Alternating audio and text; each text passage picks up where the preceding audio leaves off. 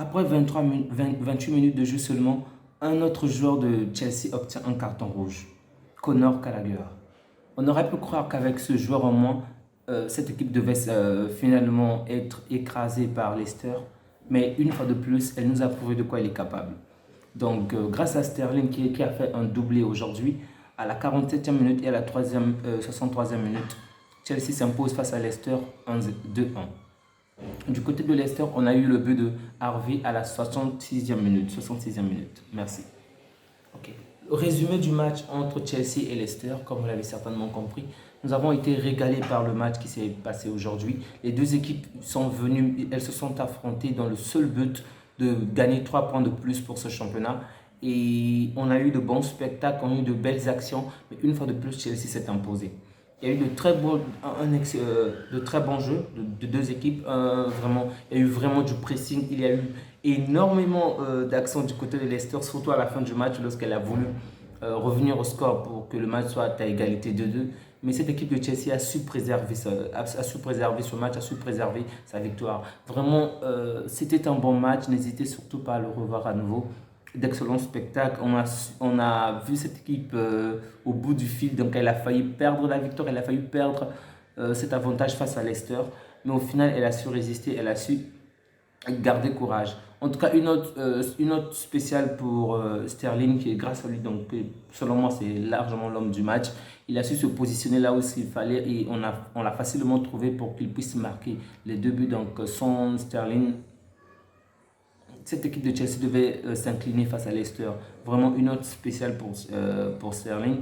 Bon, personnellement, je n'ai pas trouvé Harvey carrément impactant pour ce match. J'ai même trouvé assez nul, s'il faut le dire ainsi. Il n'a pas vraiment brillé de mon côté à moi. Donc Kane ne m'a pas du tout tapé à l'œil par rapport à ce match.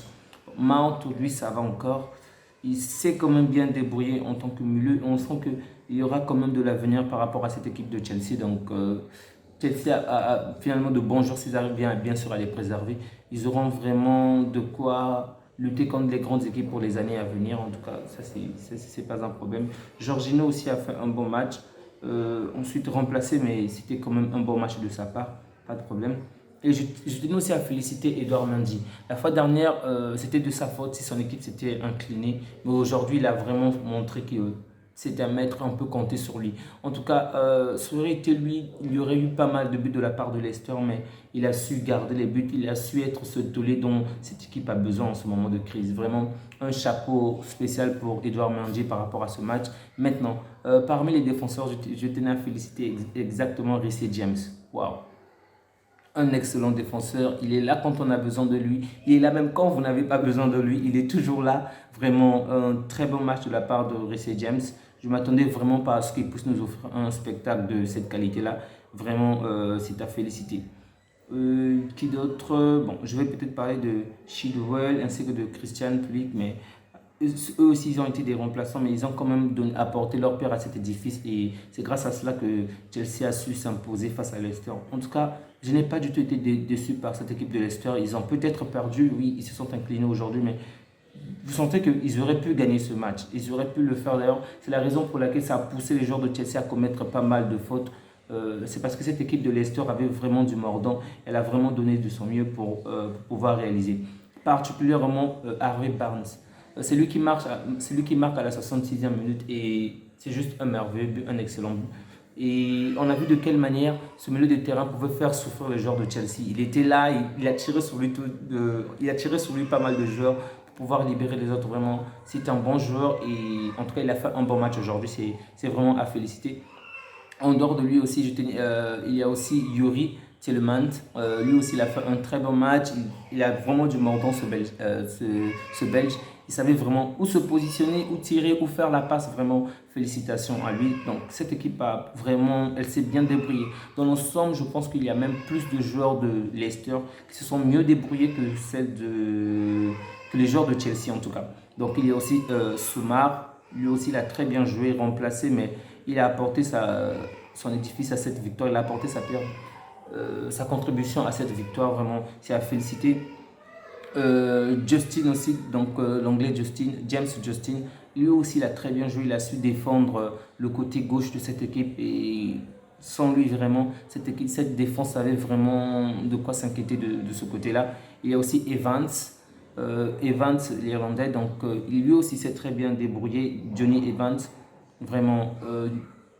En tout cas, au niveau de la défense, il n'y a pas vraiment de quoi s'inquiéter. C'est vrai qu'ils ont pris 2 buts, mais ils ont tous été fabuleux, je dirais. Ils se sont bien battus, ils se sont bien défendus pour cette équipe-là. Donc, un chapeau pour les 4 défenseurs, donc, à savoir Castagne, Evans, Justin, sans oublier le Ghanéen Armatei. Vraiment, ils nous ont donné un excellent, ils nous ont donné de bons spectacles, ils nous ont donné vraiment du plaisir à voir ce match-là. Et donc, c'est vraiment grâce à ces défenseurs-là que cette équipe de Leicester a vraiment tenu assez longtemps.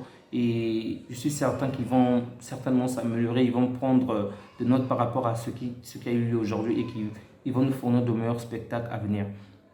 Maintenant, parmi les défenseurs, je tiens aussi à féliciter Pérez. Ouais, il est entré après, mais vraiment, son impact dans le terrain était juste important. Il est entré à la 55e minute, oui. Mais ce qu'il a apporté vraiment, c'était juste évident. Sans lui, vraiment, excusez-moi, s'il était là peut-être depuis le début, peut-être que le match aurait été autrement. Mais bon, il est entré assez tard, c'est pas grave. Mais en tout cas, il a apporté vraiment sa contribution à cette équipe-là. Donc, par rapport à ce match-là, sérieusement, je m'attendais vraiment à ce que les deux équipes puissent s'égaler simplement, puissent faire un match nul et gagner un point chacun de leur côté. Je ne m'attendais vraiment pas à ce que Chelsea puisse s'imposer. En tout cas, c'était un point vraiment positif pour Chelsea. J'espère que Tuchel va davantage donner de nouvelles consignes pour que cette équipe ait encore plus de mordant, que cette équipe puisse davantage progresser. Mais sinon, pas au niveau des stats, donc il y a eu 17 tirs cadrés au niveau de Leicester. Quand je vous dis que cette équipe a vraiment fait le tout possible pour marquer, vraiment, elle s'est vraiment donné les moyens. Mais comme de nombreuses équipes anglaises en ce moment, ils n'ont pas de bons joueurs qui savent cadrer. Ils n'ont pas de joueurs qui savent vraiment envoyer la balle directement au gardien, bien ciblé. Et c'est ce que je trouve vraiment regrettable avec pas mal d'équipes anglaises en ce moment. Ces équipes tirent beaucoup, ces joueurs tirent beaucoup, mais ce n'est toujours pas cadré. Il y a eu énormément de corners, énormément. Malheureusement, ils n'ont pas su en profiter. Donc, il y a eu 17 tirs et seulement 5 cadrés.